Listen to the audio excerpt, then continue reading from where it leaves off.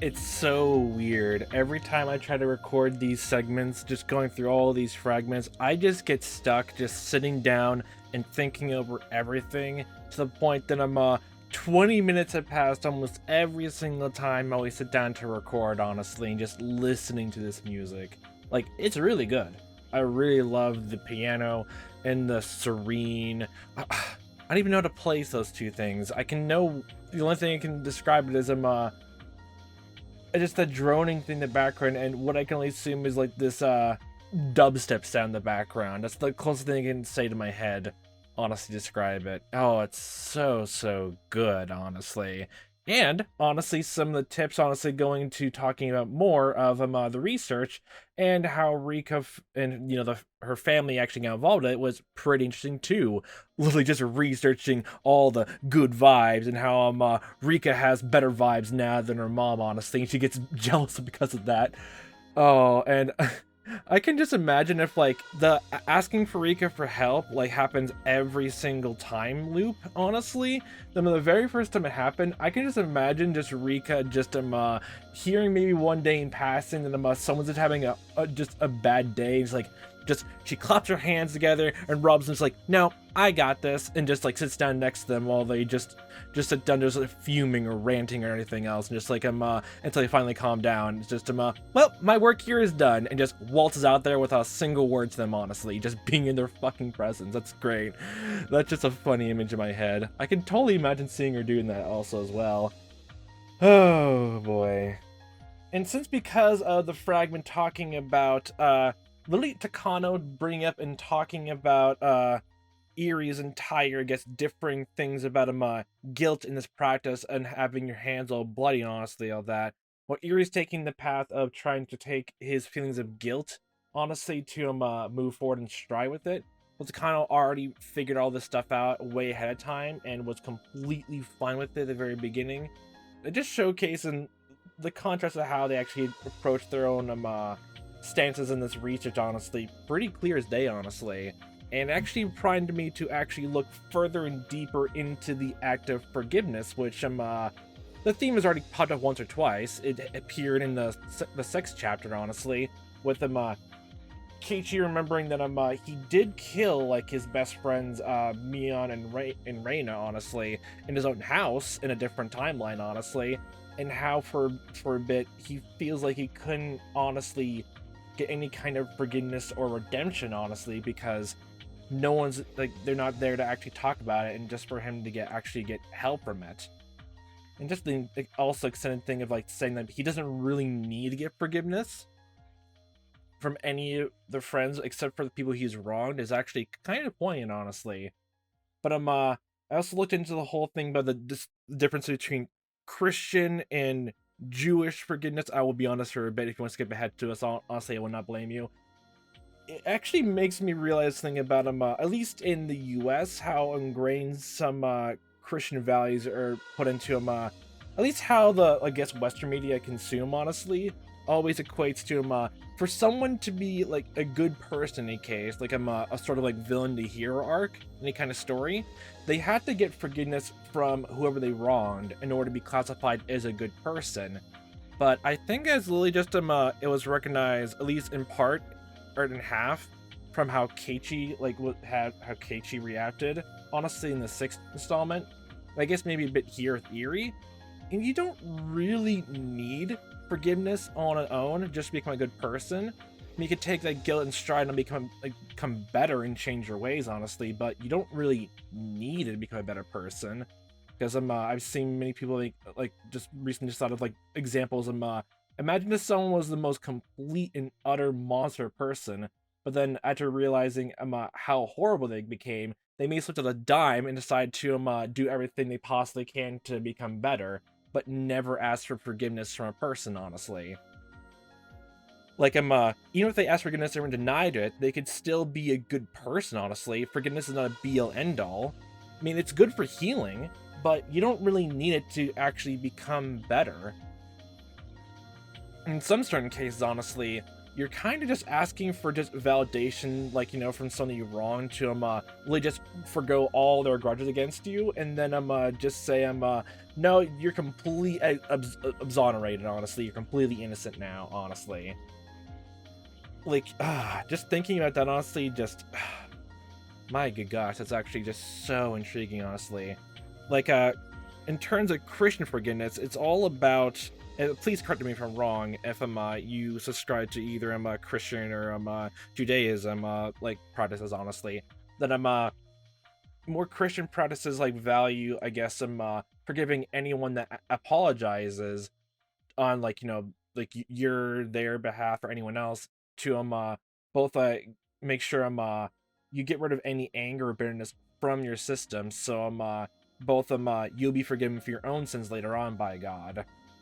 And in Judaism, it actually goes down to literally you had to repent, but forgiveness isn't always required.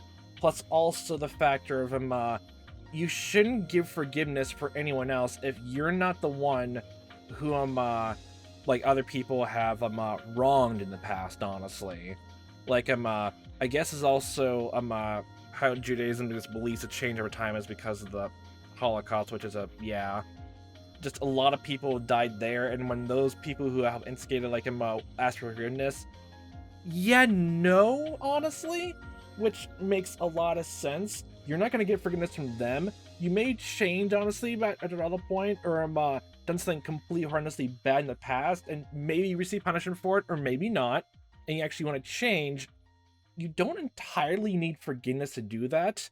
Might be a bit contentious, honestly, but I'm just sitting down and just researching and just again reading through these different takes on the aspects of forgiveness, honestly, was really quite interesting to see. But going down into the fragments, honestly, because I feel like we're also going to see more the arc where the Takano and Erie's divide, honestly, and how they take a research is going to escalate, probably in these two, and especially with them the distrust of a Mother Queen fragment here, honestly, which we still need to get the third year, honestly, if well, the second year, honestly, if so like his parents being killed, honestly. So yeah, and I'm just gonna say, like, the concept also as well, just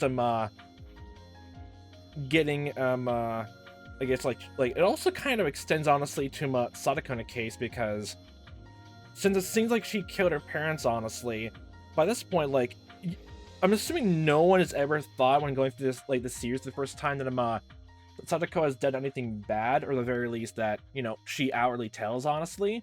Or maybe she absolutely repressed those memories, honestly, from the stress of everything happening, plus the whole disease thing, honestly. But she's completely, like, normal and fine now, based on, like, the medication of even besides that, just, like, she seems to be, like, an actual fine person right now, so, like, it becomes a whole entire different thing talking about, I guess, the ins and outs of whether someone is technically forgived or redeemed, honestly, depending on if they, like, done enough good in presently to forgo the stuff from the stuff, like, they done something bad in the past. But honestly, it's just interesting food for thought, honestly. It's interesting food for thought. But of all the fragments now continuing on from here, I think of requirements we can do right now, we can do this, since we had talked about they marked down Rika's dad being an opportunist in the one talk about trying to get Rika involved with the research, honestly, and like, even the same conversation, the mom, honestly, was very suspicious about it. We can get through that. And also, if I got it right, not that, but this as well, at a quarry in Yaguchi. It was one of those two, honestly. We'll start with this, because the third sacrifice of my series. Oh, wait, that's not it? Are you kidding me? Are you kidding me? Don't do this to me now, game. How fucking dare you? The goddamn Shatterism killed me inside. Because, like, he's marked out as an opportunist, and her suspicion, honestly, is in marked in that. Man, I'm just mostly now just concerned that just the requirements now are honestly too vague. My good gosh. Okay, this one, they're definitely willing to participate, honestly. Look at that. I'm just gonna assume that later on, when Rika's mom actually does get suspicious, it's we're supposed to get the distrusted mother of a queen, honestly. There's that. It's supposed to be for that one too, then. Which I guess fine, but at the same time, like, just from that conversation alone, of just literally making a giant several paragraphs of point in the conversation between the dad and the mom and Rika there, just how the mom did not feel like it was a good thing to believe this disease thing. She made it completely clear that was entirely her stance, and almost every single line talked about that. Man, I wish they changed a tiny bit to make it more clear, honestly. A tiny bit, When researching Hinamizawa syndrome, there's something very important that needs to be discussed first. If something happens to the Queen Carrier, the village will collapse. In his article, my grandfather called it the most dangerous situation. My question is honestly, did he get all this from researching I guess all the old, historical records he can get from Hinamizawa, and all talking about the whole Harold the Fruity's family as holy? But how did he equate that to the blood, like the Fruity bloodline actually is technically the Queen Carrier, and if the person dies and calamity strikes, how did he figure that out? According to my grandfather, if the Queen Carrier dies, all infected persons will go terminal within 48 hours. This may sound unbelievable at first, but research on the collapse of past local religions and group suicides around the world should indicate that there's some truth to it. I don't know about that, but I mean, I guess leadership stuff, but that's goes into cultish territory, honestly. Or just following a leader's orders, honestly, to the grave, literally, just drinking the Kool-Aid and stuff like that. Yeah, I don't know. I don't know how that works out biologically, though. Among all the mysterious incidents in the world, there are some that were caused by parasites controlling entire communities, very similar to Hinamizawa syndrome. Grandfather picked a few cases that are very similar to the syndrome and investigated them. As a result, he confirmed multiple cases of entire communities losing their minds at the death of a religious leader or founder, and finally annihilating themselves. He said that on average it happened within 48 hours. I'm wondering now, this series also got a bit more censorship, honestly, because it's now equating, I guess, ideologism and I guess possibly religious ties to a disease, honestly. That's probably not going to be a fun topic to discuss, honestly. I can honestly see that. Okay. Oh my good god. It's clear that infected people are infected by the Queen Carrier, and the condition of the Queen Carrier is, in fact, affecting the whole entire village. Our statistics already prove that on weeks Rika felt sick and visited the clinic, we saw an exceptionally high number of visitors. Okay, no, that actually makes a lot more sense then. Oh my good god, that's actually, oh.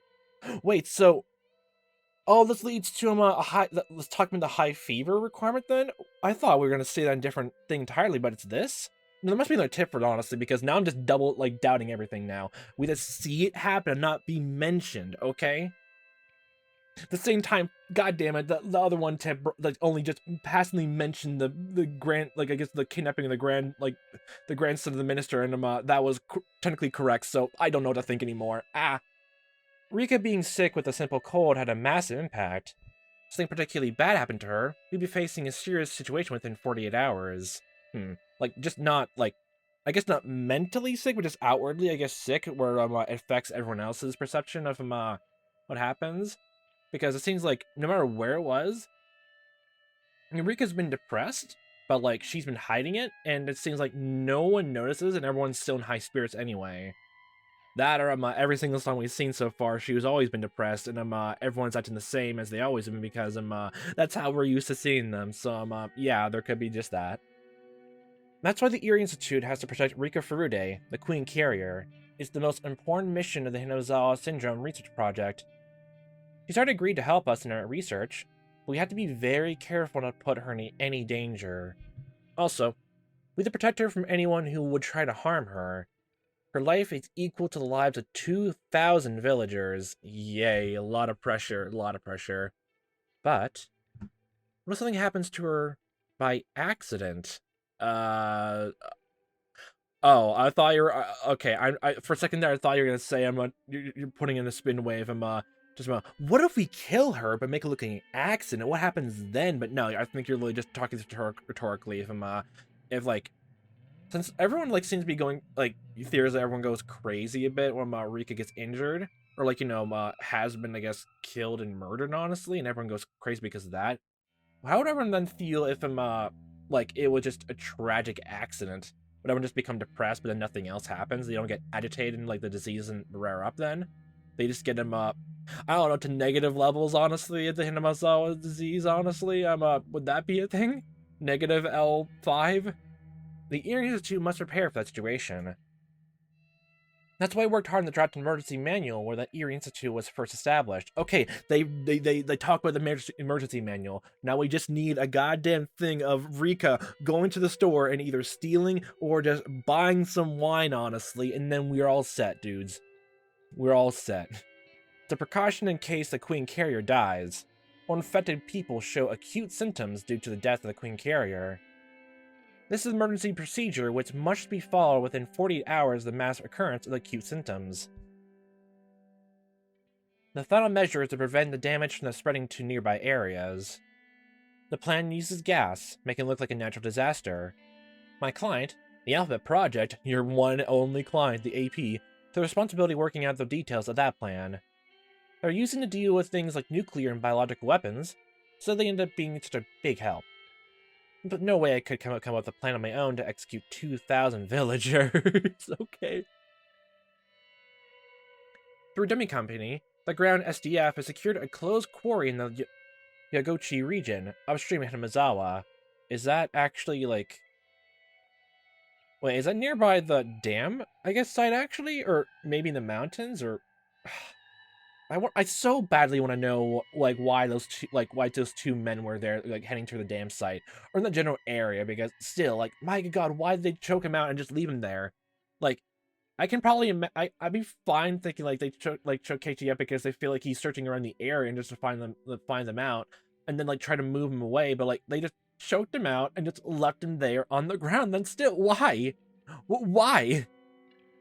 Maybe like they were going to, and then like Chicano then just called on the phone just no, let's see what happens with him. I can imagine that. I can see that. It's to be the secret storage base of the equipment we use in that operation. Equipment that sprays deadly gas that kills people as if they were falling asleep is stored here. In case of emergency, a special unit of the ground SDF is to use this equipment to destroy the village. However, preparing for the execution of the villagers itself is politically dangerous. So if I'm going to insist on them getting the equipment ready, I had to make them understand how dangerous Hinamizawa syndrome is, and also how urgent the need is to have a contingency plan. I had to prove the need of the plan by showing them enough data. So the files my grandfather kept intact come in quite handy. You have completely rationalized the death of so many different people with your grandfather's research. My good gosh. I don't think this is what he had in mind, honestly, but okay. When the clients read my grandfather's articles about the syndrome, they were surprised to see how catastrophic things could be in the worst-case scenario. In other words, if something happens to this girl, the Queen Carrier, all 2,000 of the villagers will become deranged? Is that what you're saying? Yes. There have been several cases similar to Hinamizawa syndrome where group suicide took place. Like, in the area, or just some where they exhibit, like, a similar, I guess, behavior and attributes, then? In the case of the syndrome, we can easily expect extreme defensive behavior which results from deep paranoia. The result may affect all 2,000 plus carriers. From there on, we may face abnormal situations involving lawless violence and bizarre religious despondence. We must be ready to face such a situation by having a contingency plan, otherwise we will draw attention from the rest of the world. Technically speaking, they already is, because I can't imagine just a sudden, like, the entire village just being dying from a gas would still put on the radar, but I guess it's a cover up so they don't see exactly what you're doing, so I guess. We have to remember that we only have 48 hours to respond once it happens. Are you saying that if it happens, there's nothing anyone can do? They don't have a cure. Can't you treat everyone within 48 hours? No, that'll be impossible. We don't even have a cure, and the research center isn't capable of taking all the villagers. It can only hold in 10 or 20 people at once. How frightening to realize such a disease actually exists. The world is full of mysteries. Constant vigilance against worst-case scenarios supports our national defense, and is one of the ideas behind the Alphabet Project. Besides, our goal is not to use the plan, but it's vital to be prepared. Indeed. Precisely as you say. I'd still like to look into the strengthening the rules of approval authority behind applying the plan. but I understand the necessity to prepare a response for a worst-case scenario. Let's have the Urban Suppression Research Team run a simulation of Hinamizawa suppression operation in the region. I think we should get it going as soon as possible. It's possible the Queen Carrier girl may be hit by a car and be killed at any moment. Thank you, Major Takano. We have further questions, so you can sit down. Thanks to a push from one of my backers, things were decided without too much of a problem. Some I was already decided like that quickly from the sound of it. It took me almost all day to explain it to them, but it only took a short time to come to a decision. Like, I had to deliberate, just hearing all the data, then deliberation was just like, snap of fingers instant, honestly, from the sound of it. Nobody criticized, ridiculed, or tried to reject my grandfather's articles out of hand. And the files they are reading today are the very same shameful articles those haughty authorities left their footprints on. They trampled them in my grandfather's heart. But they aren't ridiculing these articles. They're reading what was once rejected. Something big at glance, but in this moment, my grandfather's research is being recognized for the first time. It's giving me a boost in confidence, wasn't it? My heart is filled with satisfaction to see people discussing amongst each other while pointing to my grandfather's files and raising them as proof. I've worked so hard for this day. Grandpa in heaven, are you seeing this?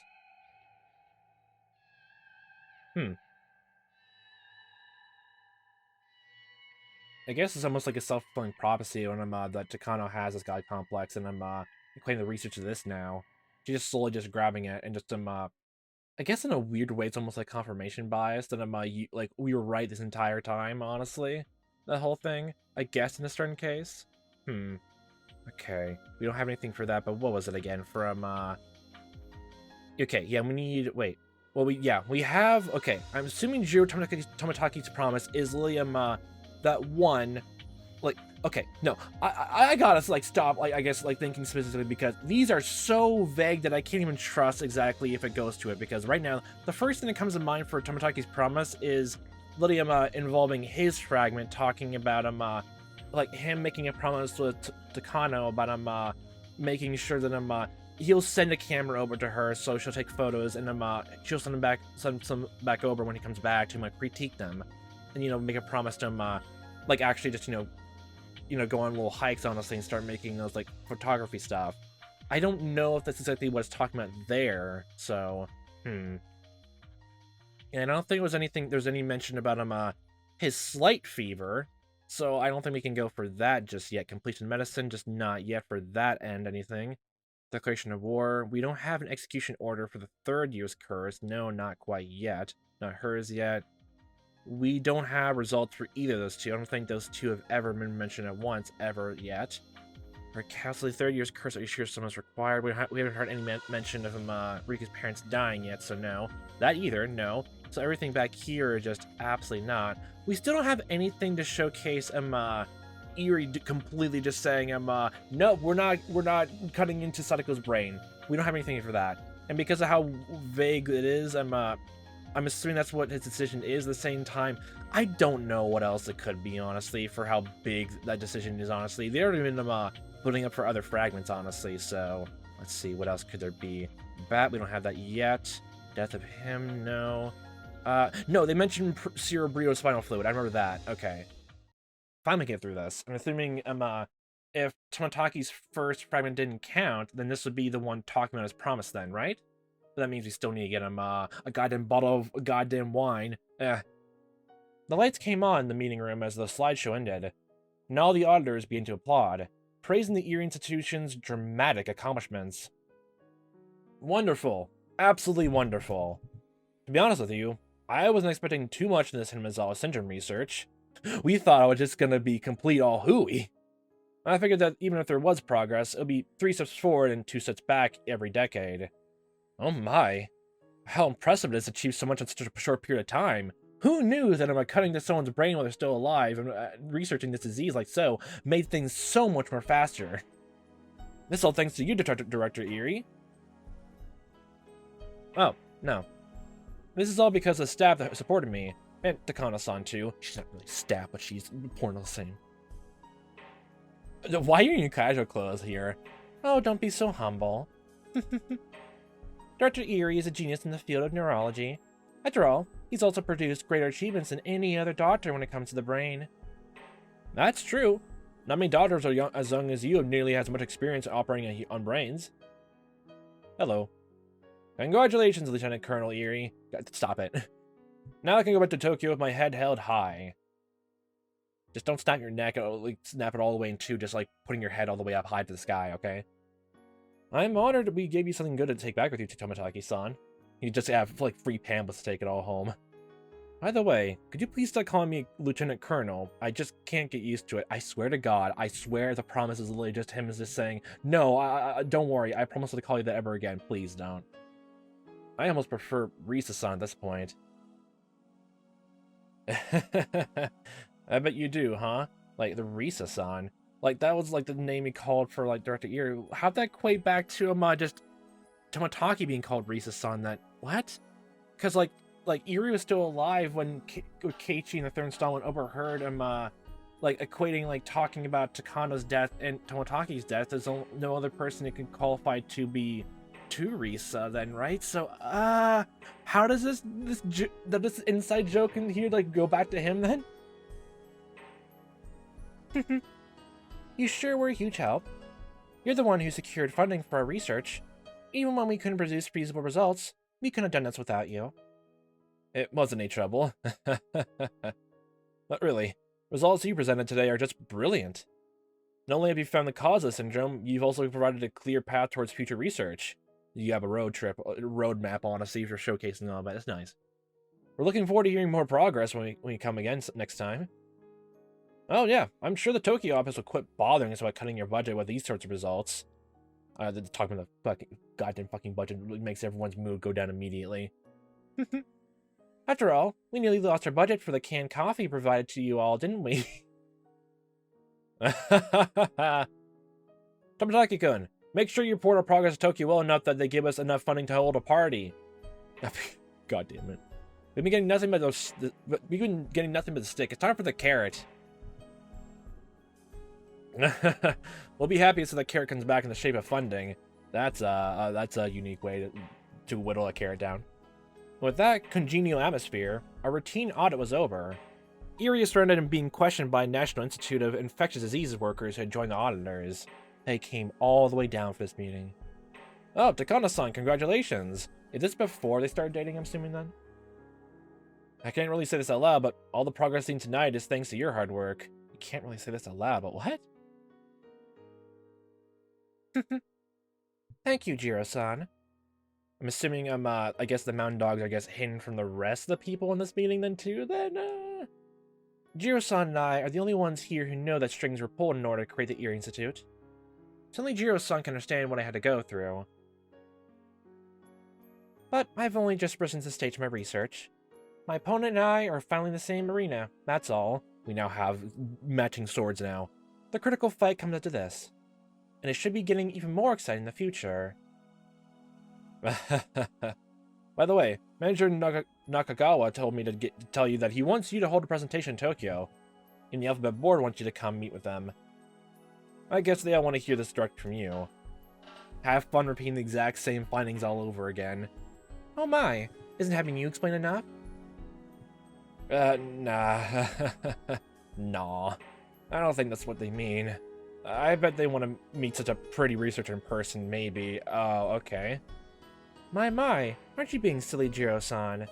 Oh, is this literally just your way just saying trying to get closer just by come on, let's go on a busy trip together. You weren't exactly required to be there. It'd be nice if you came along. Don't worry, milady.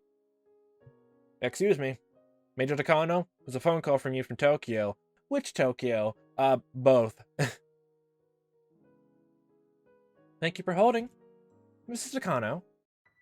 Oh, hey, how are you doing? It's Koizumi. Koizumi-sensei, thank you for taking time to call me. You know, I heard you making significant breakthrough, Mio-chan. So I had to call to congratulate you. Thank you very much. Yes, thanks to your support, we've been able to accomplish the first step of identifying the microbe that causes Hinamizawa syndrome. I see. Great job, Mio-chan. I'm sure Takano-kun is very happy in heaven right now. That's a little too early to say. My grandfather was intending to go beyond merely identifying the cause of the syndrome. You got a quarter of the way through his goals, I'm assuming.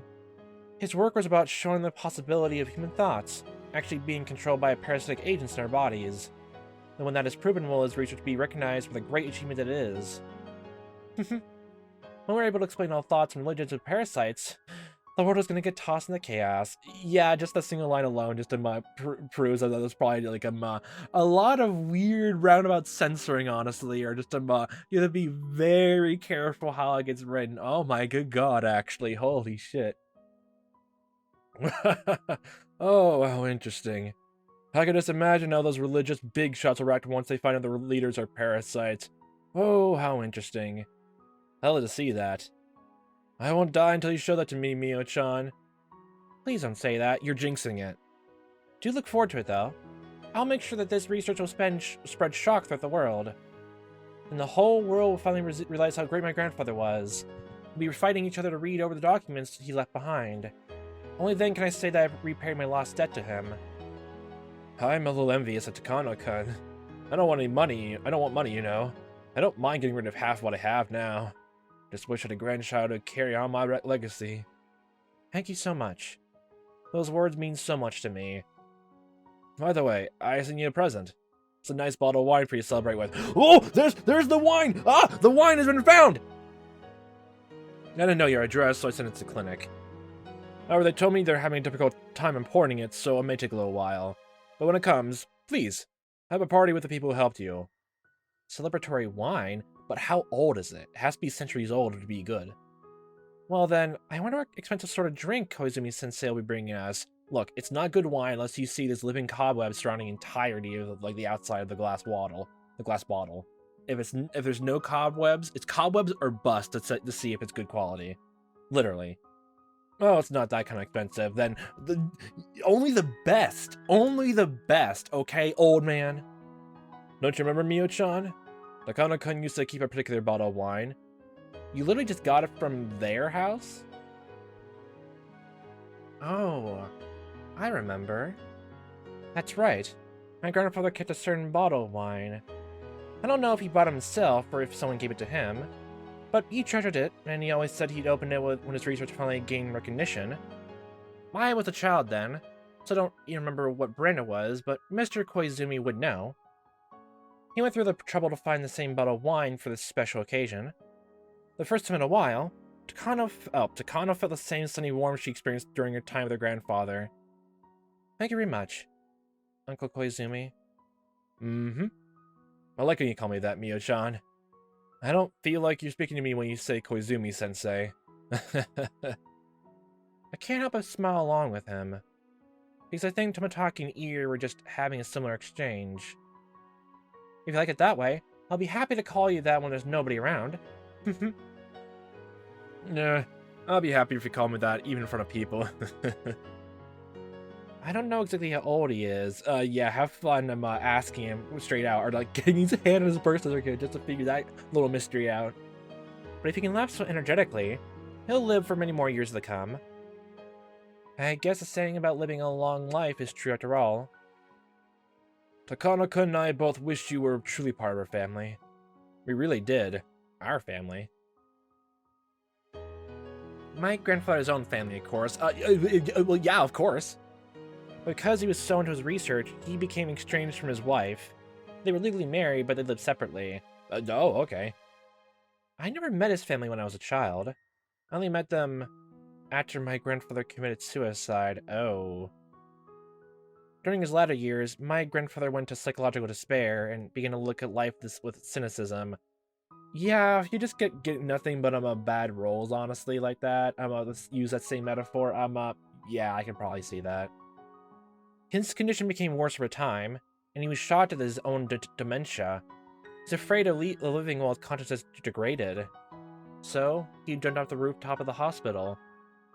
Oh. Only my name was in the suicide note. Oh. None of his family members' names were in it. That's when all his relatives showed up and took everything my grandfather left behind. Oh. They were afraid I was going to get his estate. They had lawyers and all that, so I backed down. I asked for everything in a study in return. Those idiots don't understand the value of my grandfather's research.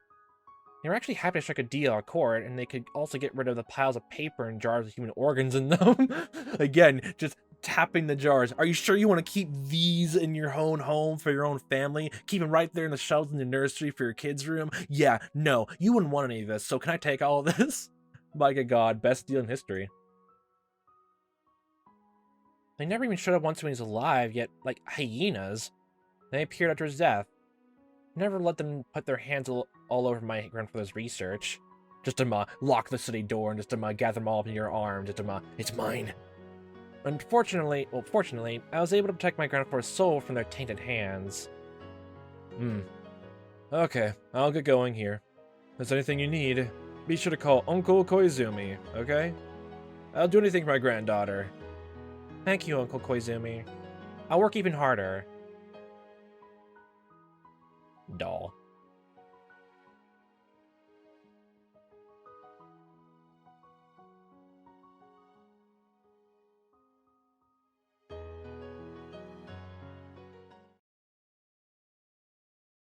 At least now we can actually probably get to that goddamn thing right now with this. A roll of the one. I swear to God, if Jiro Tomataki's promised something completely else, then I will be even more mad. Don't be this vague, please, hints. What the? What do you mean? What else is a promise? What the hell? Don't do this to me, game. We already talked about wine, honestly. Don't tell me that we have to have a tip where she literally gets that wine, honestly. I the mention of it and the mention of the emergency manual. My good God, don't do this. Don't do this. We really don't have anything else for it. Okay, I swear to God, if it's literally no, this is depression though. The Shinto priest conducting the institution. He's conducting them in return, not like literally this fragment talking to them in person about him drilling a hole in Rika's brain, okay? It better not be that, I swear. Because I don't think there's anything else that fits the bill, because all this is like later on into the third curse. That's something completely out of the left field, honestly. Okay, I was gonna look at from I have to look for everything else talking about even the cracks too. Must refuse to visit the clinic. Nope, nothing else. I swear. Nope, I think it's literally just that. And if it's not that, then I just start clicking everything else because apparently everything else is just out of the ordinary. I swear. I swear. Please be wrong. What? What? What? What? Game, don't you do this to me now. I like this framework, but make your hints even more specific, please. That's too broad. The gathering place inside the Fruity Shrine is in fact the headquarters of the Onikafuchi Guardians, the OG group. Normally, a shrine should be a calm and quiet place, but there are anti-dam signs everywhere, making it very obvious what this location become. Wait, are we literally back in time, honestly? This seems like his depression, honestly? I thought, like, well, I guess to be depression in the time where I guess people like label as opportunists. Don't tell me this is the fragment that showcased that he's labeled as opportunist. We literally got another fragment saying he technically was already. My good God, don't do this. No. Normally a shrine should be a very calm and quiet place, but there are anti-dam signs everywhere, making it very obvious what this location has become. There are over 30 members of the Guardians here at the moment, and they are having a heated conversation about their plans for the future. I swear that's going to be talking all about, and he's going to make one small statement to him, showing that he's an opportunist, or giving us some leeway to the Hojos, honestly, and gets labeled that way. And then that's the thing that we need, honestly. I swear. I swear. Although this meeting place is on the Furude family's property, it's a community facility, so it closes at 9 p.m. Of course, sometimes the discussion gets so heated that it goes on past clothing time, but meetings are supposed to end by 9. It goes all the way into the night, honestly, until 6. If the discussion ends early, they usually chit-chat until that time. That's what usually happens. Of course, they mostly talk about the dam even when they chit-chat. Yay. because they all give a damn about what happens with the dam project. They talked about someone's mistreatment in the government office, or someone getting arrested unjustly, or complain that the people of the dam construction site are too violent. Since it's idle chatter, the topics are usually slightly emotional. Because of that, there was a good deal of badmouth in the Hojos. Oh, fucking dare those fucking Hojos. They're the fucking cause of all this. They're the ones who cursed this whole entire village to have the fucking dam. I can imagine them just saying it's the sort of thing. It's a roundabout way of saying it. Then she threw the circulation notes away. Can you believe that? No. That one was crazy. Just today, she got into a huge argument with Makino's son's grandmother at the trash pickup. Nah, really? Spill it. You know, the husband is rude too. He's so irrational. I'm assuming this is talking about both Hojos, I guess. Oh, did you see him in the explanatory meeting? That was bad, huh? I can't believe they're still here. Wish they just leave. He said something about money. He has absolutely no shame. No. If you talk about being irrational, his wife's the same or even worse. Okay, this is all going to the whole that thing. I can only just imagine that I'm just how or like the aunt and like I guess Tepe and like Sadako's aunt actually, I guess always like so into socially that kind of bad people before. I guess even the damn product even came up at all because that's the only thing. Because almost like it sort of feels like for the personality what we know them so far. Because like all of that, I wonder if like they were worse before that then because there was I think I think it was mentioned the sixth installment of Miyakashi, right? Yeah, fifth installment, sorry. Miyakashi like talked about him the aunt, I guess, and uncle, I guess, a tiny bit, I guess, becoming more antisocial, more aggressive because of I guess the underlying hostility, honestly. Although like I guess they tried to like bygones be bygones, but the personality I guess made it so it just made things worse. So eh. No. We're talking about being irrational. His wife is the same or even worse. It must be hereditary. I see their daughter shopping quite often, so I just say hello to her, but she never replied. Can you believe that? Fuck you. It's like I got tired of it and I don't say anything to her anymore. Hey, their son always looks so depressed, doesn't he? Oh my good god. By now, the Hojo family has become the enemy of the whole village. Badmouth in the Hojo family was the greatest shared topic that anyone could easily contribute to. If he had known how powerful the three families were, especially the Sonosuke family, and if he had known Oreo-san's character, he wouldn't have ever said the things he did. The Hojo couple are residents here. Though they were never very enthusiastic about the council activities, they should have known what kind of person Oreo-san was. He could have just imagined just what would happen to him if he had talked to her that way. Yet, he let his anger take over and voice his unpleasant feelings. So most people think the Hojo family brought their isolation upon themselves. If they want to negotiate with the government regarding the move, they should have done so privately. He was foolish enough to express himself at a public gathering like that. So not too many sympathize with the Hojo family. Ever since the big fight at the explanatory meeting, the Sonosuke family has looked at the Hojo family as their enemy, to go after them. That caused the other pro-dam families to go quiet, fearing that they'd be made into scapegoats too, and those who wanted to leave were bitterly forced to give up. Even those people started criticizing the Hojo couple, saying they could have gotten their compensation to leave if the two hadn't picked that reckless fight. There's a part of me yeah, I don't know how to feel about, I guess, those people, because of, like, you're being peer pressured to, like, I guess go along with it, then I have more sympathy for those people, honestly. I guess the people who are the pro-dam, but were forced to, like, I guess go along with the harassment, honestly. I have more sympathy for them, honestly, because of all that, because it's either fake it and go along with it, or get harassed in turn, honestly, which and if it probably gets worse even to that level, just from worse from how the hoe just felt. The only thing just how that just them other pro damn people just don't I guess I'm gonna triple on them even more honestly. But if they did, then screw them immediately. Sympathy out the window. Both the anti-dam and pro-dam people hate the Hojos now, and the family has become even more isolated. Okay, I did not read that. Okay, never mind. Fuck those people then. That's what I turned into, honestly.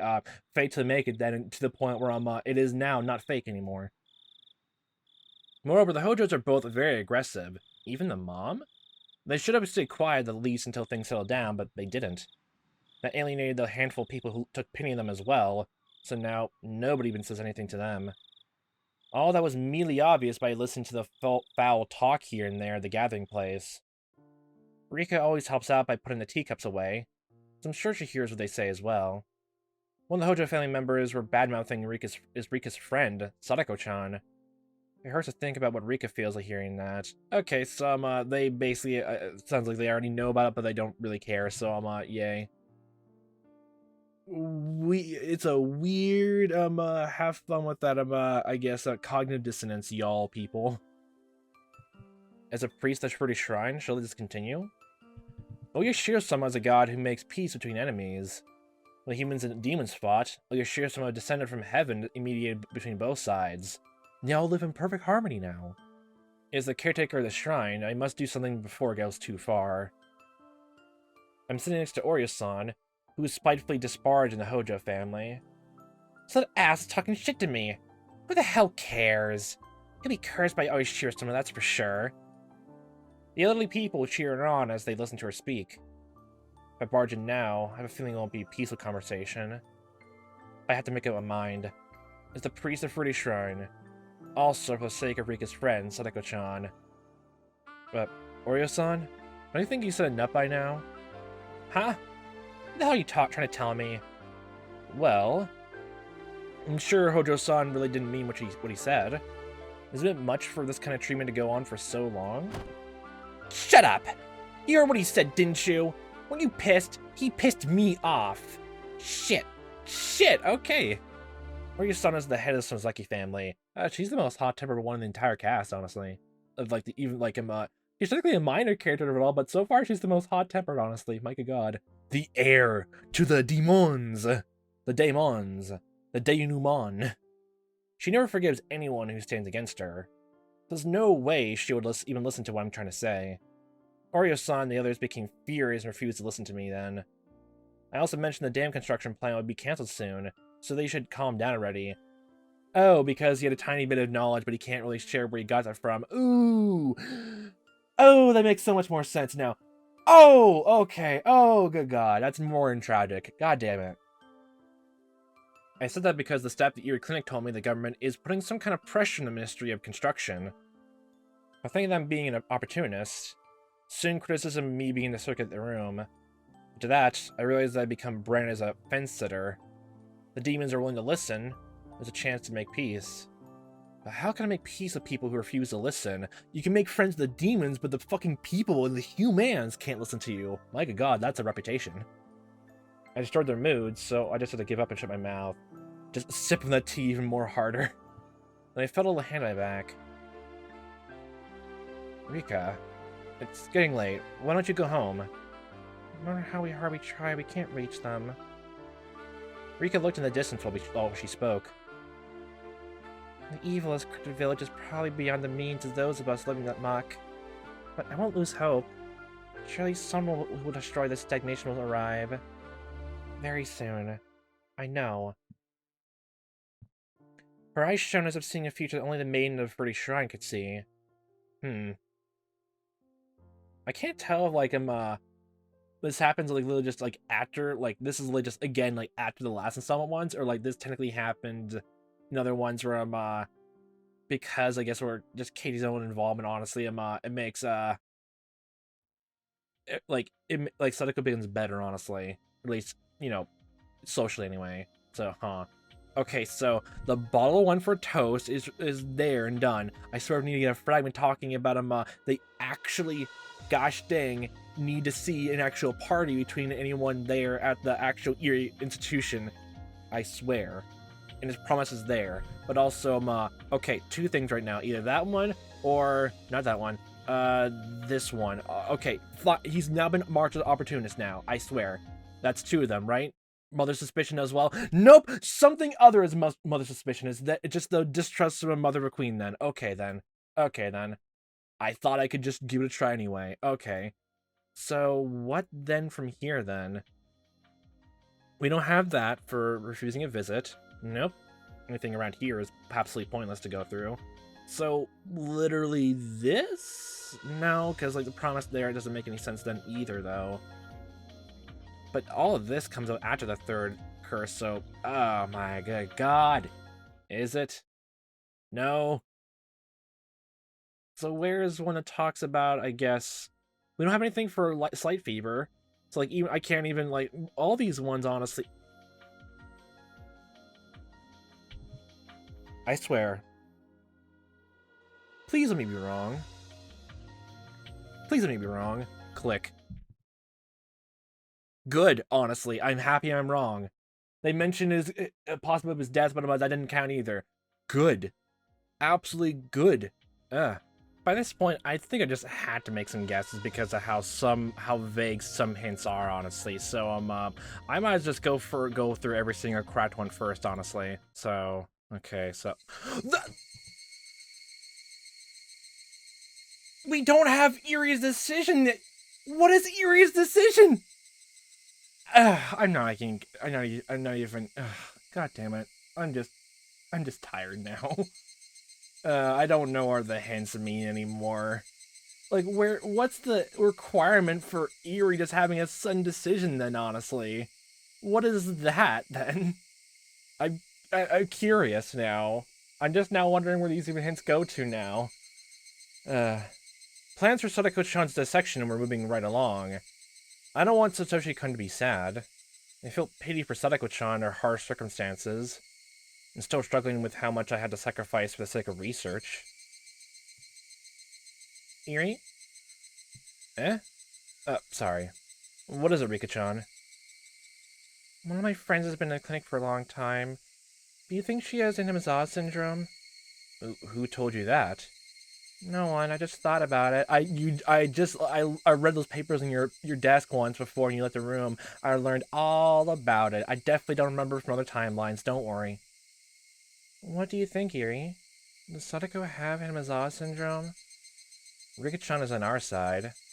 She doesn't have to fear nothing to hide from her. Nothing to fear from her either. Actually, I probably shouldn't keep anything from her. Yes. The problems with their parents, then their sudden deaths. Oh, this is... Wait, this is right after the... Oh, God. It was all too much for her to bear. Maybe that was what triggered it. What did the test results say? L5. She's perfectly fine in this service, but her emotions are extremely unstable. Since the other day, she's even been refusing to meet with Satoshi-kun. Okay, refusal's there now. Satoshi told me. He's worried that he's taking a very long time for Sadako to get better. Erie, what happened to Sadako? That's a loaded question. Sadako-chan is Rika-chan's best friend. How can I tell her that we're planning to dissect Sadako-chan? How can I word this nicely? How even if I don't say anything? She already knows that Sadako-chan's situation is extremely poor. Didn't you find a lot of things when you examined me? Sure, of course. We're even testing medicine which might be able to control the symptoms. Can't you give the medicine to Sadako? I thought about it, but I'd rather dissect her brain instead further, but it's too dangerous. We're still in the trial stages and trying to gather more data. We can't use on someone who's in a delicate situation like Sadako-chan. Then, if you won't try that medicine, what happened to Sadako? She spoke as if aware of her plans for Sadako-chan. No, she must actually know. I told her about most of my research. She's more mature than she looks, so it'll be easy for her to figure out. There's even a 1% chance of Sadako getting better, then I think we should take that chance. It's extremely risky. Worst case, she could immediately display terminal symptoms and hallucinate, or potentially lose her consciousness and spend the rest of her life just staring blankly at a wall. Neither one would be too cruel a fate for her. So are you saying it's better to have her die in her sleep? Erie? Just as Chikano says, there's no guarantees in medicine. But if we don't do anything, Sadako will die for sure. I think it's clear what we should do. That's true. You're right. But I know too well. C-103, medicine that's being tested, may not even be something that can be used. It might not even have a 1% chance of success. Worse, I can't even imagine what kind of tragic end she made if her body rejects the medicine. It's why I'm tempted to believe it would be far more merciful to feed her favorite food, to gently fall asleep after that, dissect her while she dreams. I don't admit it, but Takano-san is right. I'm being decisive and showing a lack of resolve. How effective could the medicine made by someone like that really be? It's because of the medicine I create myself. I couldn't even believe there might be a 0.1% chance of success. I think we can believe in it. She spoke as if she read my mind. We've seen this all happen before. The medicine's right now. Surprised, I raised my head up to look at her. I found her giving me a reassuring look I never would have imagined someone her age capable of. People's lives depend on your job. It's almost absurd that a human being can control life and death like that. Takano, don't have God complex. I can't even imagine the pressure. Her voice hasn't changed, but I feel like Rika-chan is admonishing me. It's almost as if she knows it's like to be responsible for human lives. Guilt and regret are part of that. That's why you can't use the medicine on Sadako. Isn't that right? Takano said the same thing when she criticized me earlier. I'm being criticized again. But that's why I can trust you with Sadako. What? Human lives are precious. You understand that very well, and that's why you do what you do. But knowing that, how could you heal people? Do you think I trust medicine created by Takano, who thinks humans are just your good little guinea pigs? I shouldn't have laughed, but I couldn't help it. Morbid sense of humor. I felt like I should laugh. If both you and Takano each produce a different medicine, I think yours would be the one to cure her. Because your medicine came from your heart. Your will to heal people is what cures them. Your blood from your heart is what cures them all. You're absolutely right. I can't believe you almost admonished me about medicine. I'll let you use my body for Sadako. Everything you took out from me is for her.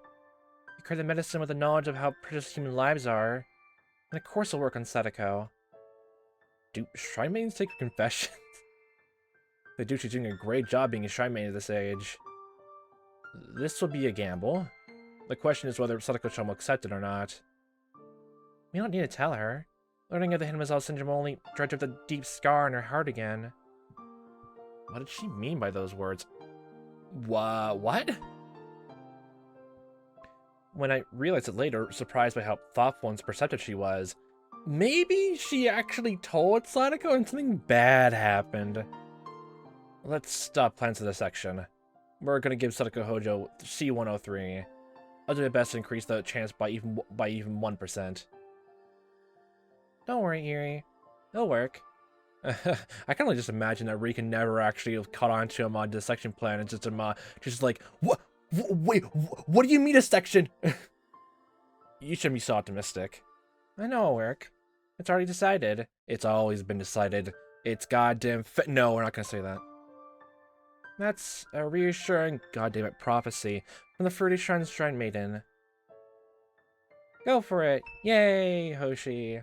No, okay, unlocked a few things then. My good god. Refusal of visits then, and I guess one half of the medicine then. My good god, I'm still, I'm not gonna beat a dead horse, honestly, with the hints. I made my point clear, honestly, by this point. So what we need for this is, okay, well, technically, like, he literally just said, the dissection plan is now gone. So, we have his motivation to become a doctor then, too, so. Good. C-103's implementation of Sadako is going well so far.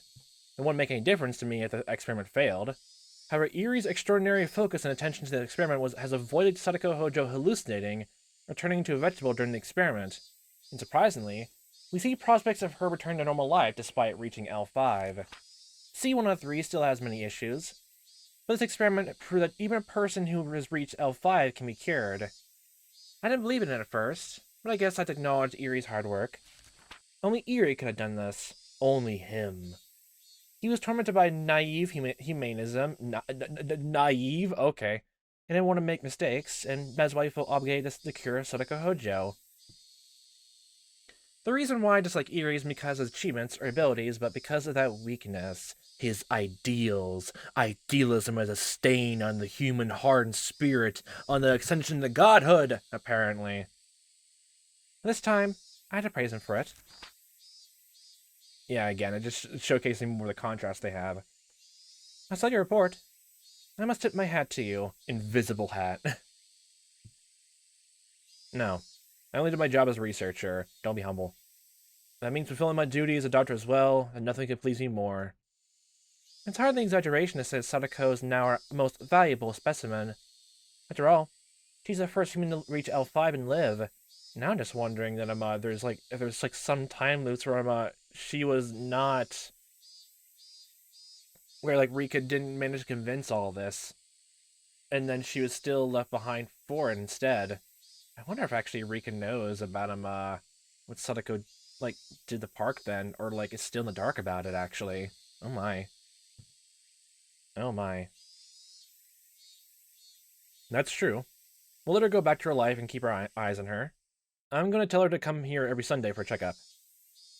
But how are you gonna explain to her that she has to give herself a C103 shot 3 times a day? Now, and also that she has to come here every Sunday. She has no subjective symptoms. I'm still trying to come up with a good excuse. I think I'll tell her that I want her to help me with my research. She has to give herself shots daily to come here every Sunday for a checkup. I'll pay her for helping me, or something like that. It's a new allowance. I guess Erie's determined to secure Sadako Hojo no matter what. He seems determined to keep her off the dissection table. He and I are different positions, but I don't have any complaints about his naive ideals so long as they translate directly into the passion of her research. If his plans can be put into effect, produce a different result than the dissection would, they'd still be useful to the overall understanding of the Hinamizawa syndrome. I had nothing against Sadako Hojo. It's only that I see her as a research specimen. Guinea pigs. Lab rats. If she could be useful in that capacity without being dissected, that's perfectly fine with me. We have to get permission from her guardian to give her shots 3 times a day. After her parents died, her aunt and uncle have been taking care of her, right? So, will they even take that? Or will you just, say, just make sure they go behind their back? I don't know. I don't know if the aunt would actually follow along with that. After all that heat getting from the town, honestly. And if you do, how did you? How did you manage to convince them then?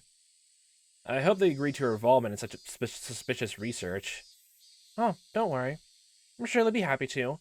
Once they realize they'll receive 100,000 to 200,000 yen every month for it. Do we have enough money? Sure.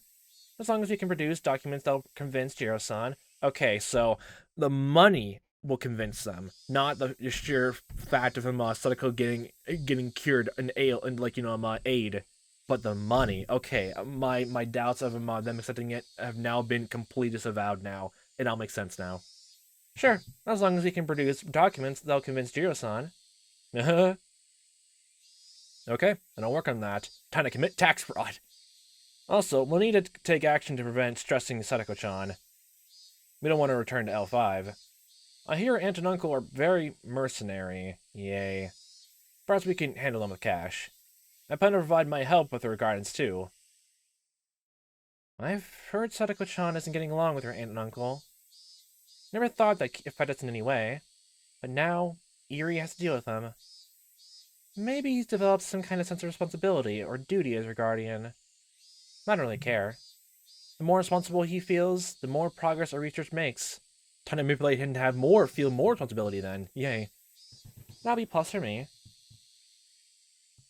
By the way, I saw the report in H170. Oh, compared to your success, nothing.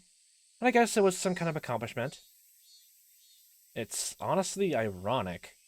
The same research center that's produced a remedy to save her from derangement has developed a dangerous drug that could instantly induce it. Oh. Eri wasn't involved in the H170 research. That was my work. It was your handiwork, yay. But even if I asked him, he wouldn't have agreed to be involved. This dangerous reagent was developed during the process of uncovering the mechanisms behind how the pathogens controlling Sadako Hojo's brain could induce a derangement or paranoia in their host. So, even if, like, well, they said, like, they didn't really give, I guess, Jiro Tomitake, a vaccine shot of it, like, before coming here, I guess, or anything like that, but, would that dangerous I guess the H170 reagent, like, just still bypassed immediately, from the sound of it? Because you don't have the cure. They can cure some symptoms of it, but if you get a pure induced shot of the good old HS onto your system, wouldn't you just get all the way up to your system, honestly, for it? Yeah. This dangerous reagent was developed during the process of uncovering the mechanisms behind how the pathogens controlling Sadako Hojo's brain could induce derangement or paranoia in their host. To put it bluntly, injecting H170 into the patient with Hinamizawa syndrome forced him to express terminal symptoms. Oh, so it's only just gets him immediately to L5 then. It's like as long as they had in the system actually, it's really just an exacerbator, honestly. But would it still have the same effect for someone who's not affected by it? It threw the brain into a simulated state of agitation, intentionally forcing the pathogen to grow unstable. It's basically just caffeine for it then. If we continue researching this, it'll be possible to drive anyone with Hinamizawa syndrome violently insane at any time. Yay, it's a living, breathing, ticking time bomb with a little remote.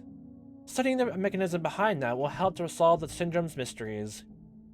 The study on H170 will be extremely important to future research.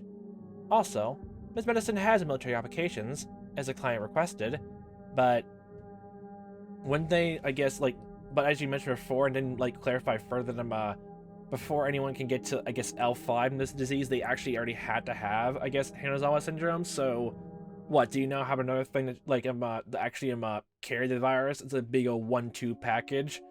I'm just imagining a weird, I guess, a gas bomb with a mixture of the two, honestly, that, instantly affects everyone to, get rid of everyone by their own selves, honestly, or by each other, honestly, in the other opposite side of a war. Like, my good god.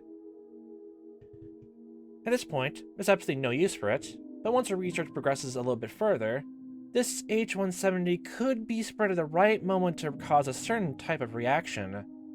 Compared to a killer virus, it seems like a useless pathogen, but there's no way to detect it in a dead body, and it makes it look as though the person just went insane spontaneously, so it must have some useful applications. The Marco Polo Bridge incident threatened to end research on Hinamizawa syndrome before. A historically important incident like that couldn't have been created by a killer virus, but it's possible with Hinamizawa syndrome. The elders of the Alphabet Project, the sponsor for our research, can think whatever they want about that. I don't care how they use what I've learned. My purpose is to solve the mysteries of Hinamizawa syndrome and to make people realize how important this research is.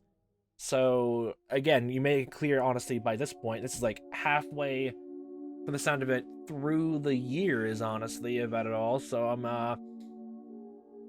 what changed your mind to, I guess, forgo all this? Because you didn't really solve the mysteries of the disease? Or, was there a whole thing of, someone now actually recognizes how important this research is? Also, to make people acknowledge my grandfather's accomplishments and achievements. I thought that was technically part and parcel with that last part, honestly. To realize how important this research is. I thought it was technically part and parcel, though. Okay. Any military applications were just byproducts of the process I didn't care about. We don't care about the military applications at all, the politics of it all. I don't care. We're talking about biological stuff only here. My clients will appreciate your accomplishment. Maybe your budget will increase for the next term, then. Passion alone can't keep research going. We need money. Lots of it. We must thank the sponsor for giving us so much funding. This much money to come from public expenses.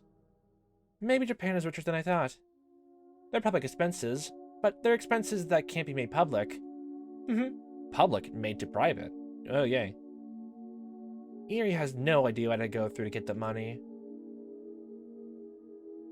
Anyway, our research is going extremely well. We don't know what we'll find out about Hinamizawa syndrome, but I'm sure every mystery will eventually be solved. I can hardly wait. What the syndrome indicates is that humans are simply empty containers, and what we believe to be our will is simply the actions of parasites that live in our brains. The mystery is solved. it would have a greater impact than anything else in history. That is a truth which nobody wants to believe. I mean, so far, honestly, even if you I guess fully believe, like, you don't prove the parasite exists in Hinamizawa, it's gonna be another entire thing of China research that actually exists from everywhere else in the world. Honestly, that's gonna be an entire thing else entirely. Like, you only prove it only exists in Hinamizawa so far, honestly. So This achievement my grandfather predicted back during his lifetime. Ah, I now know. I know the reason why my grandfather was so fascinated by his work.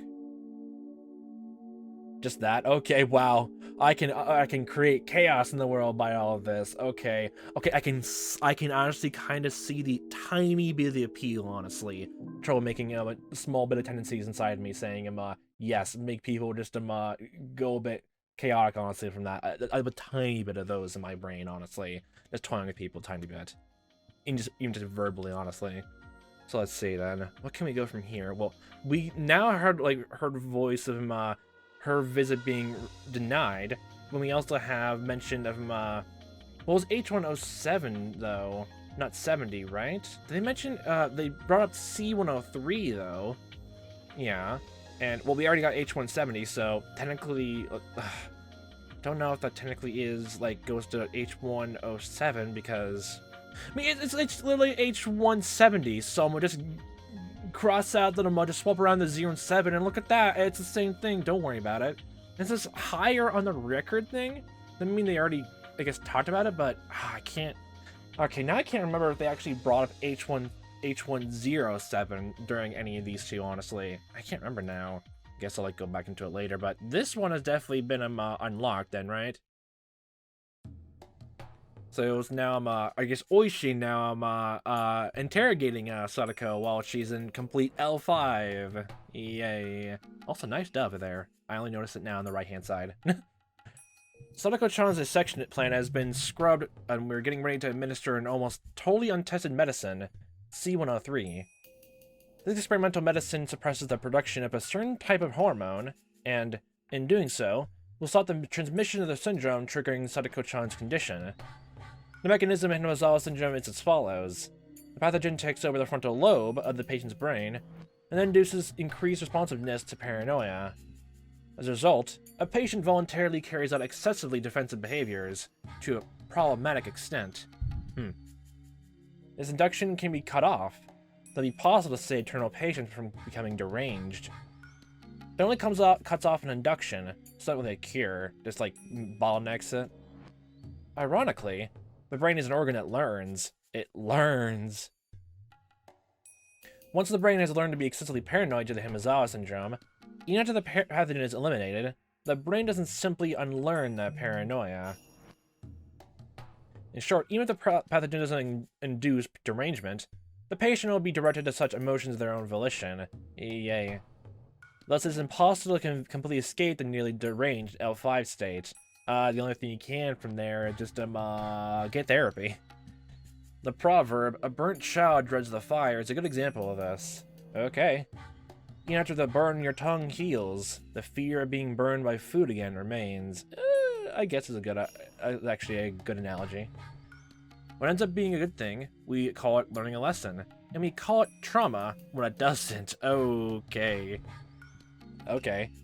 We predict Sadako-chan's treatment will take a significantly long time, requiring both medication, such as administering psychotropics, and mental care, like counseling. Yeah, most likely, honestly, from everything. We have to slowly unravel her mind's solidify paranoia, while also suppressing the syndrome's induction of derangement. This is the treatment plan for terminal patients like Sadako-chan. However, as we're going to stimulate the parts of her brain that affect her emotions while they're being stimulated by the pathogen at the same time, it's possible there could be unexpected side effects. Oh boy, like what? Both her mental and physical strength hold the key to our success. We were going to begin the experiment once she regains her emotional stability and physical strength, but someone who threatens to disturb her emotional stability has been coming here every day. Oh yay, oh hi Oishi, that's your special tactic right now, isn't it? It is, isn't it? My good god, thinking about it. Like, if Lily Oishi didn't, like, I guess be so aggressive, honestly, in maybe the third installment, maybe, like, I guess distrust the police would have been put in Keiichi's mind, honestly. But, that was a great first impression you left on a new resident, Oishi. Thank you so much. Thank you so much. I'm still not gonna forgive you for that. That's the one thing. I won't forgive you for that.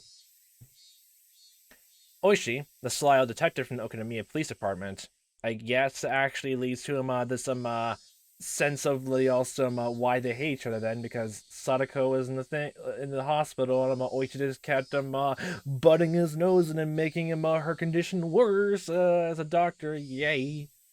He thinks everything, from the damn protest to the dismemberment murder of the construction manager, is an organized effort secretly conducted by the three families of the village. He even thinks the accident involving Sadako-chan's parents was an accident.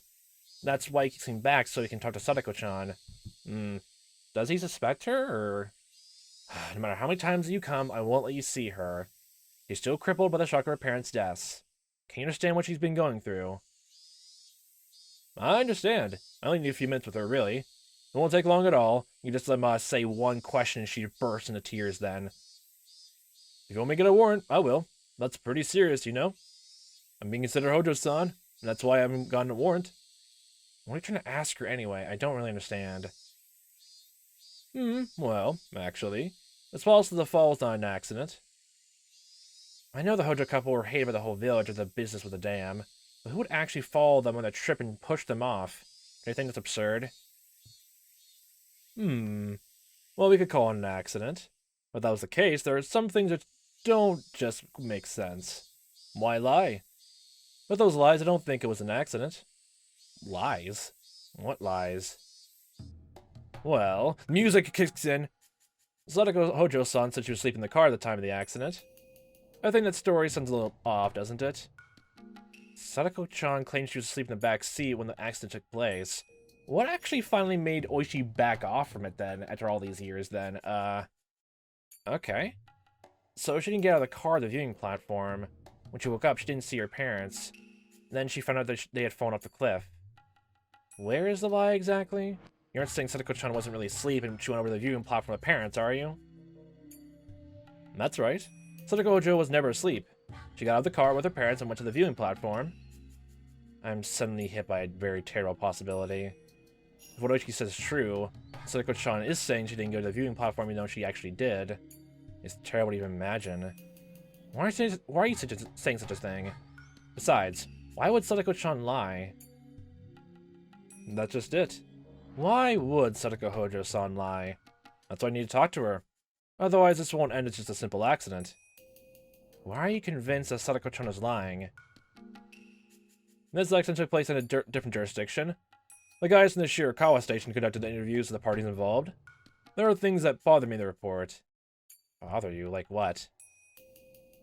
According to Sadako Hojo-san's statement, her parents asked her to come with them to the viewing platform, but she was sleepy, so she didn't get out of the car. Then she fell asleep and woke up after a while. She became concerned because her parents didn't come back and started to cry. One of the park workers on patrol noticed her crying and talked to her, and that's how the accident was discovered. At that time, guess what? According to the park worker's testimony, she was the one who first said her parents had fallen off the cliff. You see, it's hard to see the accident site in question from where the car was parked. If you look very carefully, you might be able to notice the broken fence. But still, you know, I think it's odd to say your parents have fallen off a cliff just because you didn't see them when you woke up. Well, I mean, if the park ranger found her outside, I guess by the fence railing, and it was obvious about breaking the fence, then I guess it would make sense that why she would think that. But if the park ranger found her in the car, then I guess yeah, it's a bit suspicious actually. Normally, most people would say something like their parents went for a walk and didn't come back. It just doesn't make sense to me that she told a stranger that her parents had fallen off a cliff without even being at the site of the accident. I want to ask her why she was so certain her parents had fallen off a cliff. That's why I keep coming back here. I asked her many times before she was admitted here, but all that she said was that she doesn't remember, that she was confused at the time. Sounds like a politician, huh? That's why I think it's worth taking that time to talk to her. That terrifying possibility has turned to certainty in my head. I assumed her parents' accident triggered her terminal symptoms, but no. Sadako-chan had already gone terminal, and just before the accident, her heart was filled with paranoia that drove her mad. Yay. She was under a lot of stress because of her bad relationship with her stepfather. She was also being scolded by her mother for not being able to get along with him. That made her paranoid, and made her think her parents considered her to be a bother and were going to kill her. When they went to the interviewing platform, she must have thought they were going to push her off the cliff. Then a tragedy took place, and she pushed her parents off instead, although she considered it to be self-defense. Yeah. I'm certain of that, because I know Hinamizawa syndrome better than anybody. This accident isn't an accident. It isn't a crime either, like Oishi's thinking. Yeah, I was gonna say, honestly, it's hard to actually prove this all, so lie your ass off now. It's simply a tragedy. When I talked to Satoshi-kun about the family, I was even more convinced. He told me even though Sadako-chan refused to open up to her stepfather, he had tried to communicate with her.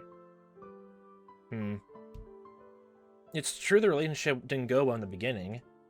Sadako-chan caused trouble repeatedly, and even called the city's child abuse hotline once. At that point, they received guidance from the Child Consultation Center, and they pointed out that the problem lay in lack of communication between daughter and stepfather. So the stepfather took a parenting course into the social worker's guidance, and awkward though it was, he made efforts to communicate with her. Well, good on him for that. Satoshi couldn't notice his efforts, so he tried to talk to Sadako-chan about it. But Sadako-chan didn't notice them at all. The excessive stress she was under triggered terminal symptoms, and she couldn't understand her stepfather's remorse.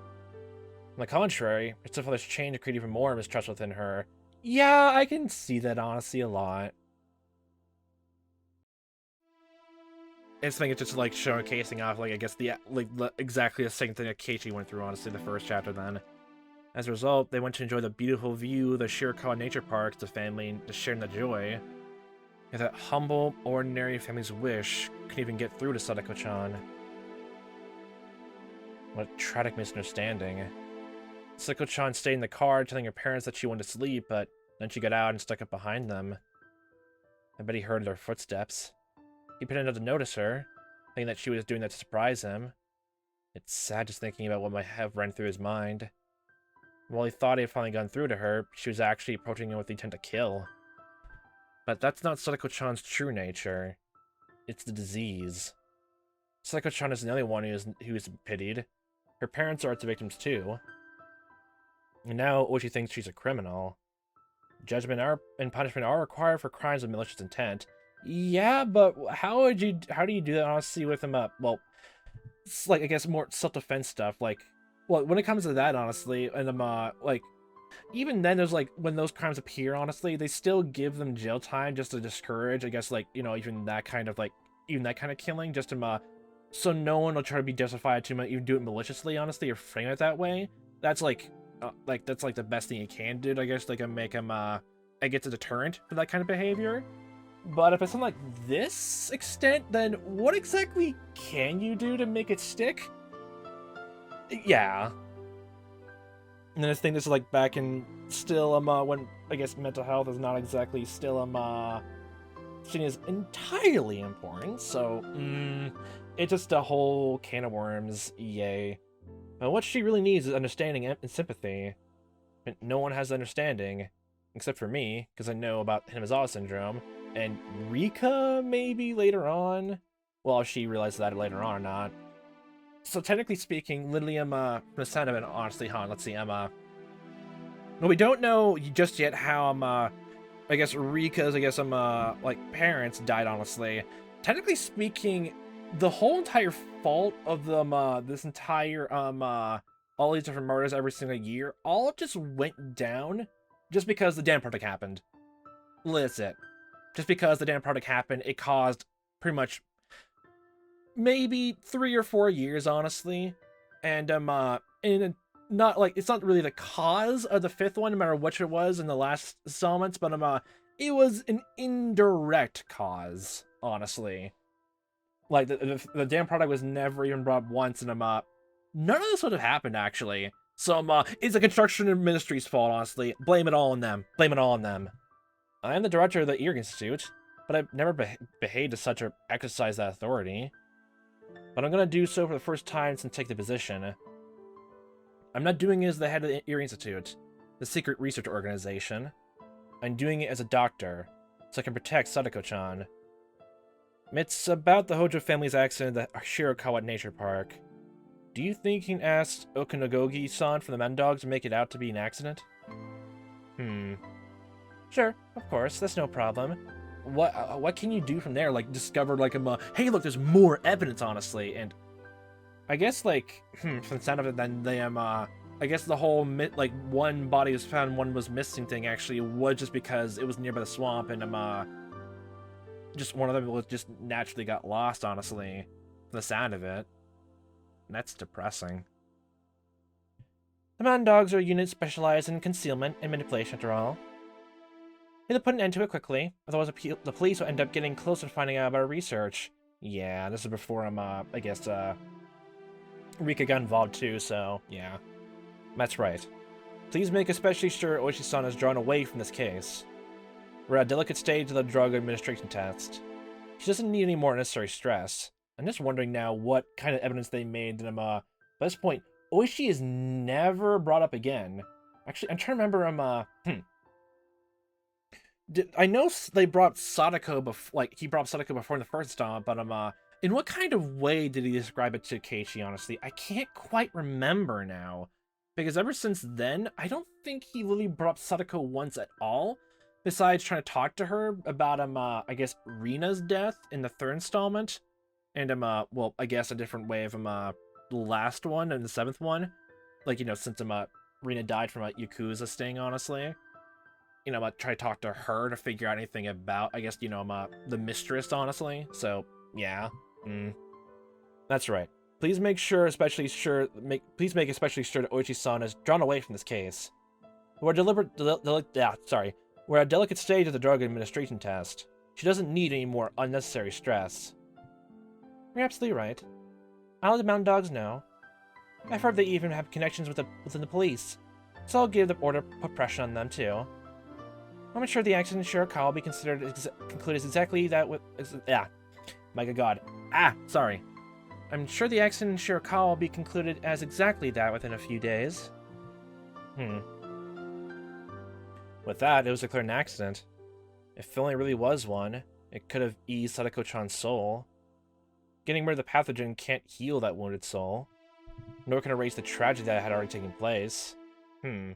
Like, thinking about it like this anymore, like, whether Sadako remembers or not, how exactly can you properly, I guess, like, treat therapy for this? Because technically it wasn't even her fault, like, not even the whole case, like, you know, it was her own, like, it was her unowned, you know, clear-minded intent to kill her own parents, but the very thought of just, a disease which, they're researching right now that caused it, and they both can't talk about either point of it. How can you get to that kind of research? And you can't really talk about it either. My god. That's just depressing on all different fronts.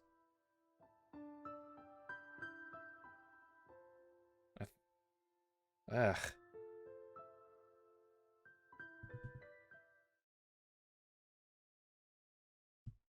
Well, there's that one done.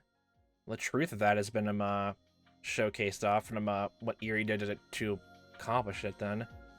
So that could go to that then. Must be that. H107. It should have been brought up in here, right? Let me double check. There wasn't any mention of H170, honestly. So I swear, if this better not have been a weird typo where the 7 and 0 are actually swapped. Must be something else then. So if that, like, if I can't find anything else, I must go to that then next. Nothing else, like, struts out, honestly, from the sound of it. So it must be this, and it's just a small typo? Okay, it is a typo then. Because I don't think there's any mention of it unless I saw it and got wrong. So, Rika's developed a high fever. A very high fever. She's in 200 degrees Fahrenheit. It's not flu season, nor a season for any type of contagious disease. Assuming this is all going to be talking about, I guess showcasing off, the rest of the villagers honestly get sick in some way or injured in some way. That's good.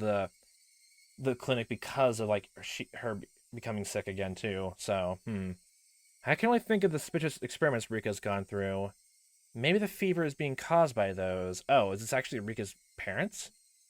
Her growth is really slow compared to other children her age. Receiving mysterious shots and going through experiments every week, I'm sure her body's exhausted. I've asked Steph to go easy on her, but Rika herself is fearless and is willing to go through anything. My husband, who should be admonishing her for that, truly believes their story that's crucial to the lives of over 2,000 villagers, and takes her own daughter to the clinic every week. I'm the one who's sincerely worried about her health. That's why I want to ask Dr. Erie to be a little more considerate towards Rika. Anyway, I have to talk to them about taking responsibility for this. When after her cold, a staff member came to pick Rika up to admit her to the clinic. As her guardian, it came with them. Is this the dad or the mom? Please calm down. We'll make sure she'll be okay, so please wait for a while. Okay, it is the mom. Okay, this is different. How can I calm down? Why'd you come down with a high fever? Answer me this. Where did she get that disease? There's no such thing. Oh God, you're making it sound like just like diseases shouldn't exist back here around here. Isn't this caused by the experiment you performed last week? Rika's just a little girl, you know. She cares about her friend, so she's doing what she can for that sick girl. I understand. There's no way research would affect Rika-san negatively. Besides, we're being extremely careful so something like that won't happen. Then explain this high fever, then. It's probably due to the change in seasons, and it's the hay fever.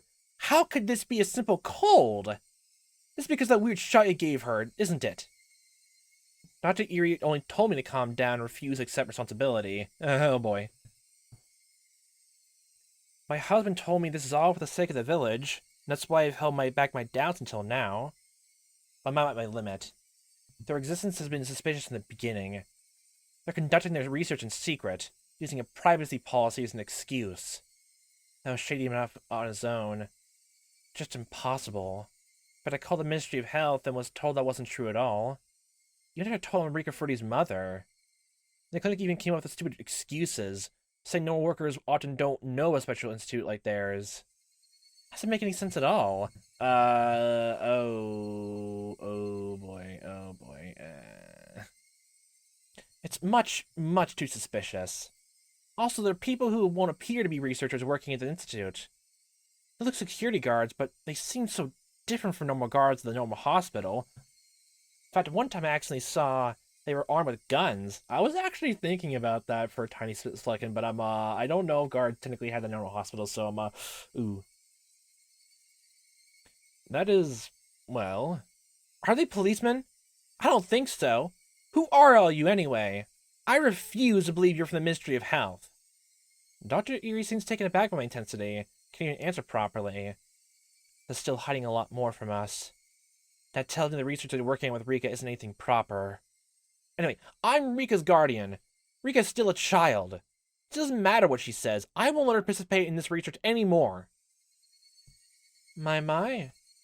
It's Rika-chan's mother. Hello. Oh, what's the matter? Is everything okay? I guess it leads all to them making an order to kill both of them. Well, Rika-chan's mother says she won't let Rika-chan participate in the research any longer. Why is that? Because she's not your guinea pig. We never treat her that way. You're misunderstanding us. I'm a little startled. Dr. Erie's a weak person who backs down to pressure. But this Kana-san is different. I'm yelling at her, but she's not afraid at all. On the contrary, she's glaring daggers and looks like she's about to jump on me. Syringe in the back pocket. Rika-chan's fever is caused by a cold. We didn't cause it. When it comes to safety and sanitation, we pay the same level of attention as a national research center. I don't mean to be rude, but considering you walk around while holding Rika-chan's hands on dissecting yours with alcohol first, we are far more sanitary. We're not talking about that. Don't you disrespect me. Anyhow, Rika isn't your toy. She'll never come back here again. I swear on it. You can't decide that by yourself. You and your husband both signed that statement of consent, didn't you? We've been depositing money that's by no means a small amount into your account every single month for cooperation in the research. I I know nothing about any money. I've never even heard of that before. Rika receiving money for participating in the research really is news to me. Knowing my husband's character, he wouldn't have used it as spending money behind my back. I bet he thought of it as a free service to the villagers, completely forgot about the money being deposited into our account. There haven't been any string deposits in the regular account, so maybe in our savings, or it's a giant lie? Anyway, no, I don't care about that. If you want to breach our contract, we'll have to ask you to return the full amount of deposits we have made up until this point. Also, if one party is at fault for the breach of contract... Oh my. Takano-san, please calm down. Mrs. Furude, you too. The dreaded words, it makes everyone calm down. Just hearing when you're in an angry state, hearing the words, please calm down, makes everything better. Just as I explained to you before, you must find a cure for Hinamizawa syndrome so the villagers can continue to live without worries. The reason we need to have Rika-san continue to participate. Okay then, tell me, when are you gonna find a cure? This makes sense. At first, he says for Rika's friend, Sadako-chan. But Sadako-chan has been released from the clinic and is now carrying on happily. You even told my husband 2 weeks ago that you found a cure already, didn't you? A cure? Yes. I think I told him something like that. You see, to solve the mysteries of the syndrome. You didn't mention anything about solving mysteries at the beginning. Rika was to participate to find a cure for the villagers. So now our job is done. All the research and experiments you've been performing on Rika had nothing to do with the cure. You're doing them out of your own self-interest now. Aren't I right? That's not true. It really isn't. Anyway, this matter of Rika-san's cold is just a misunderstanding. You still don't trust us, then... That's enough. Since money's involved here, I'll discuss it with my husband. Excuse me.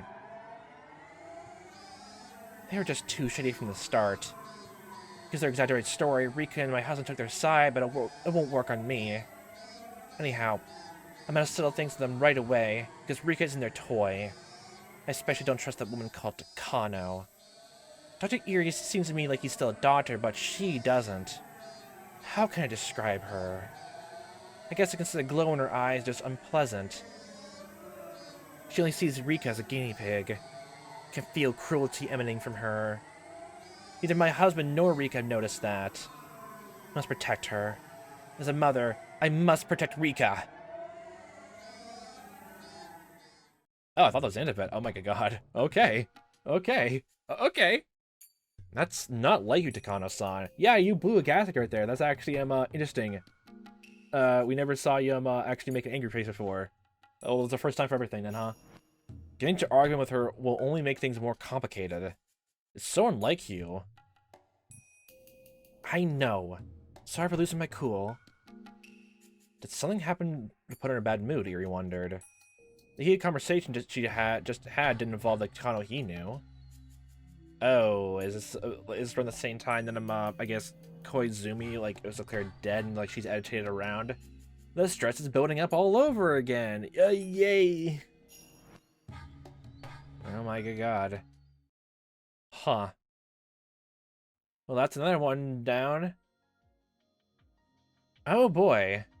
It's making it seem like, again, that I was wrong at the very beginning then of like each one, each year had something involving with the Erie Institution itself. It just, from the looks of it, maybe it's the sound of it so far, the 3rd year, and of course there is some involvement in the 4th year involving the ant. Like, well, mostly just to kidnap Satoshi, but it was only after, like, pretty much halfway through the, like, exactly halfway through the curse's run before they got any involvement then. That's very interesting then, honestly.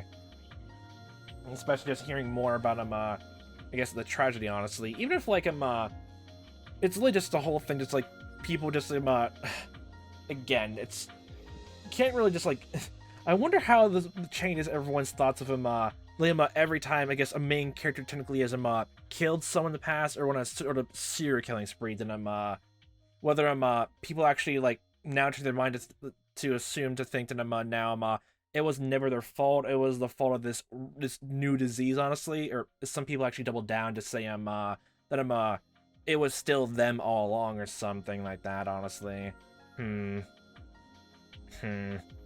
This just reads like a whole bunch of different quantities, honestly. It's very interesting. It very is. It's fascinating almost somewhat. Like, even though the whole thing with him, I guess just him, well, Rika's entire thing, just the pheromones, honestly, metaphorically, all the way there faulted, like, being controlled by, like, you know, just Rika's own presence, just like, just Rika's not gonna become just a warlord dictator, just sending in command, and like, anything she says will be, like, transmitted to the rest of anyone else in the village, like, under some ant colony hive mind thing, and just you go destroy Okanami and give me some juice and stuff like that. At least it's not that. In the case of when things get worse, they're literally technically not even themselves anymore. And just the fault against the mental illness that leaves a whole other quandary of how you'd even try to handle that in a, I guess, legal system, honestly. That goes a lot in depth, honestly. But let's see. I think next we can go through this now. Completely Your Suspicion. It's been a bit slow going, honestly, with some of the hints still being a bit too vague, I guess, for me at least parse through it, honestly. Maybe people have figured it out sooner, honestly. At least know where to go and, like, are quick to figure out exactly from how it's worded, then they can get from one thing to another. Because there have been some puzzle games where other, like, mystery stuff where I was pretty much on the ball, and, like, I never got in a single mistake once because I can figure out what kind of, like, I guess, thrilling the author was trying to go for, and I picked up on it easily and just sped through it, honestly. But I guess it's one of those times where just how it's weirdly worded, and there's, like, many different other, like, things that correspond to maybe it in its broad, I guess, description of the hints, honestly. It makes it harder to figure out, honestly. So but we're making good progress now, and I believe we're halfway done with the fragments, if my estimations are honestly correct. I believe so, anyway. I guess it'd be more interesting to see what the final 10 fragments honestly are. Maybe showcasing that each one of those would show a fragment of each different installment from Onikakushi all the way to Minagoroshi, honestly. We'll detail maybe some scene which they couldn't really showcase in the tips just yet to maybe observe, I guess, the story itself and the drama of it all, and just discuss I guess some missing scenes or things that were not addressed in the story, honestly. Probably the best place to do it. It'd be interesting to see how it goes from here, then.